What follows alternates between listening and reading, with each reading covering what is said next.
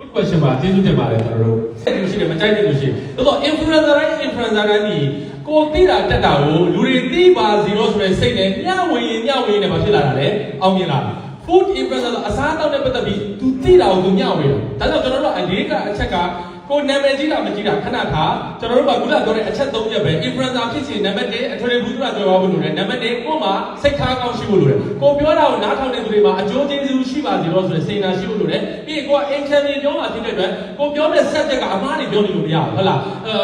အဝယ်စာချုပ်နဲ့ပတ်သက်ပြီးပြောမယ်ကိုတိတိကျကျမသိပဲနဲ့အမှားတွေ knowledge တွေပြီးလို့တော့မရဘူးဒါကြောင့် influencer ဖြစ်ဖို့အလုံးလွယ်တယ်ဗာလဲကိုသိထားတက်ထားတာတခုကိုကိုရဲ့ followers တွေသိပါစေတော့တက်ပါစေတော့ဆိုရင်စေတနာကိုအခြေခံပြီးတော့မျှဝေဖို့လိုတယ်အဲ့ဒီမျှဝေမှု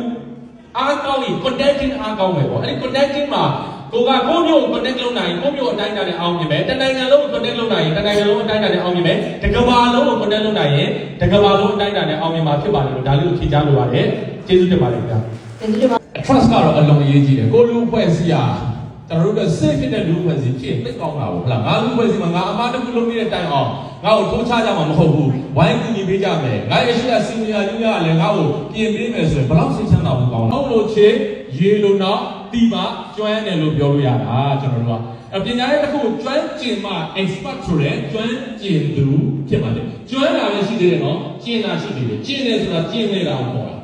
အဲ့တော့ပညာရေးကျွမ်းတဲ့နေရာကိုလူလေးကောင်းလို့လည်းဟုတ်လားကျွန်တော်တို့ကအသေးအဖွဲတွေနဲ့ဒီလိုပါဝင်ဆောင်ရွက်ဖို့လည်းလိုအပ်တယ်ကျွန်တော်တို့ကအသေးအဖွဲတွေကိုပါဝင်ဆောင်ရွက်တယ်ဆိုတာကကိုယ်ကလည်းကိုယ် business ရှိနေတယ်ဟုတ်လားအသေးအဖွဲအတွက်အလုပ်လုပ်တယ်ဆိုတာတကယ်စေတနာရှိလို့ကျွန်တော်တို့ကလုပ်ရတာအခုစီးပွားရေးဘက်ကိုလုပ်ချင်တဲ့သူတွေအသေးအဖွဲအလုပ်ဆိုတာကကိုယ့်အတွက်ဘာမှမလည်းရတာမဟုတ်ဘူးဒီကြားထဲကနေအချိန်ပေးပြီးကျွန်တော်တို့ဒါပေမဲ့ဘာလို့လုပ်တာလဲကိုယ့်ရဲ့ professional level တိုးတက်ဖို့နဲ့ဒီလိုလုပ်တဲ့သူတွေမရှိလို့လေကျွန်တော်